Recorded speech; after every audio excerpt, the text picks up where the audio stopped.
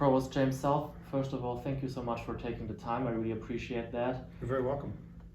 First of all, huge snowstorms are expected to kind of start on Sunday and pretty much endure for the next several weeks. So do you expect campus to be closed next week, and if yes, for how long? Well, those are calls that we make based on conditions on the ground usually. I can remember one time when we ever called something completely in advance just because it was a weather service was saying, you know, this is a can't miss, this is going to happen.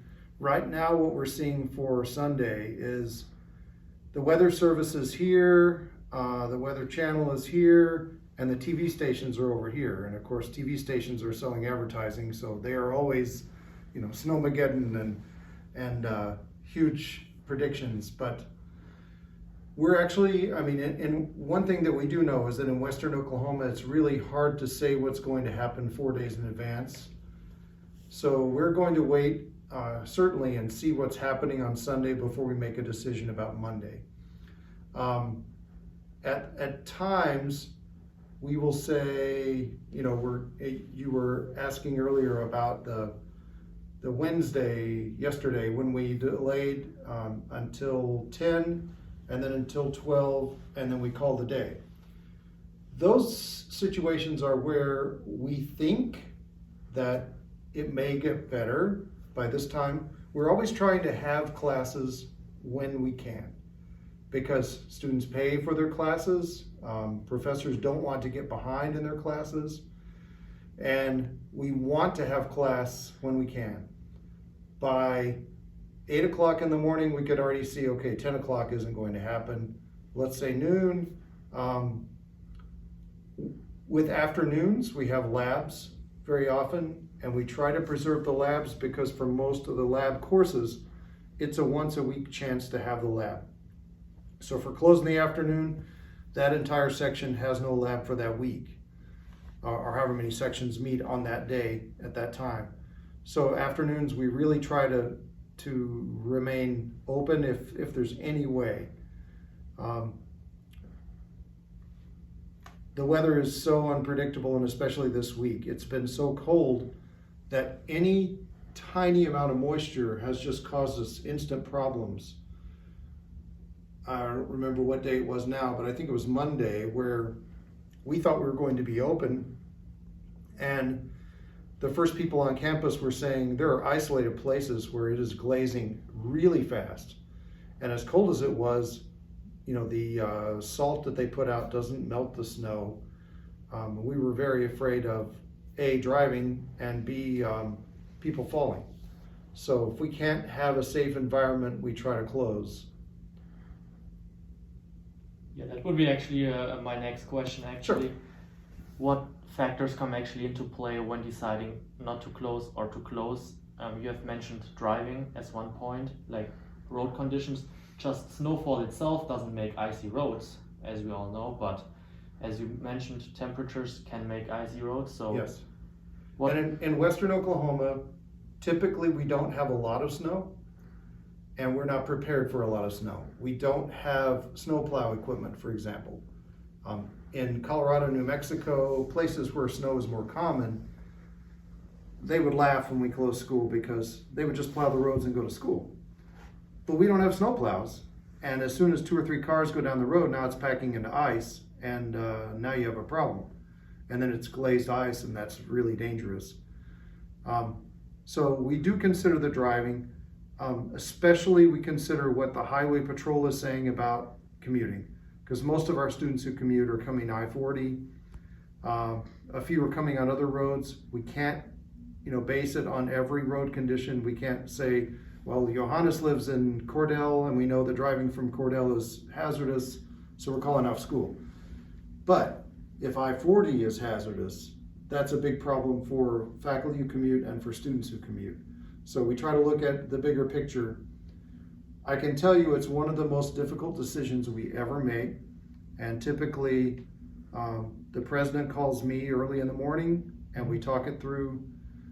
Sometimes we go out and drive. He'll drive on campus and I'm driving out. I live a little farther out, and we'll compare notes.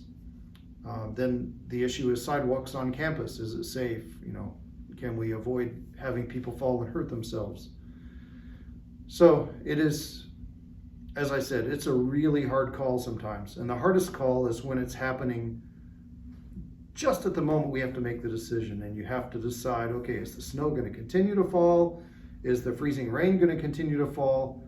And I can remember a couple of times, this is my 8th year of doing this job, when we'd make a call and then 15 minutes later it all stops and you look like an idiot by the time noon gets here because why did you close?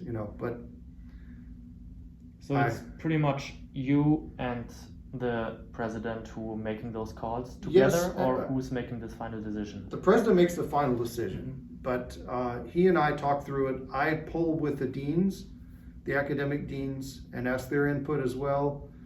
Sometimes we get other people involved, but the academic part of the university is our mission, so I'm usually the one involved in that decision. But he's the one who makes the final call because he's the guy at the top. Have you also considered, instead of closing the campus, or you can close the campus, but instead transitioning to online, saying, okay, we're closing the campus, but classes are completely online? Why yes or why not? Okay, good question. Sometimes we have done that. In the fall, we had that really strange ice storm at the end of October. Very early for us to have winter weather. We did. And we tried that. The problem was we had so many faculty members who were out of power themselves and didn't have internet service as a result. So how can they do online instruction without internet? So there were some times that we just had to say, we're closed. We can't do this.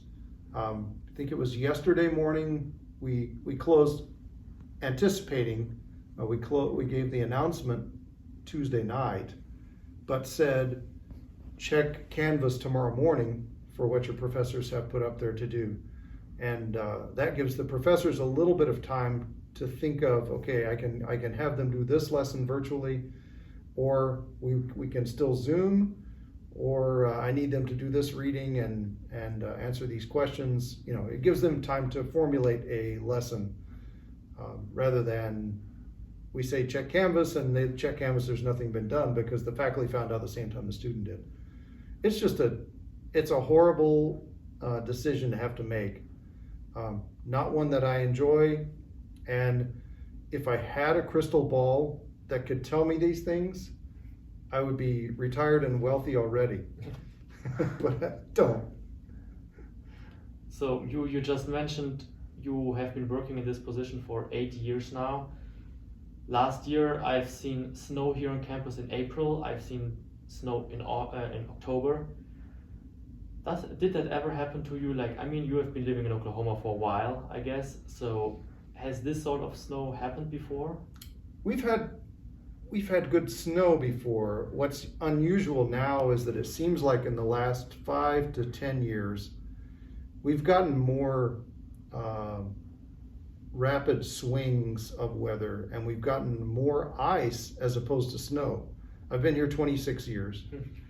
And in the first few years, it just seemed like we would get snow and it wasn't too much snow. Occasionally we get a big snowstorm, we wait for it to melt or whatever. Snow is actually easier to deal with. Ice is so hard. Yeah. It's hard to remove from the road, and it causes people to fall. It's hard to drive on.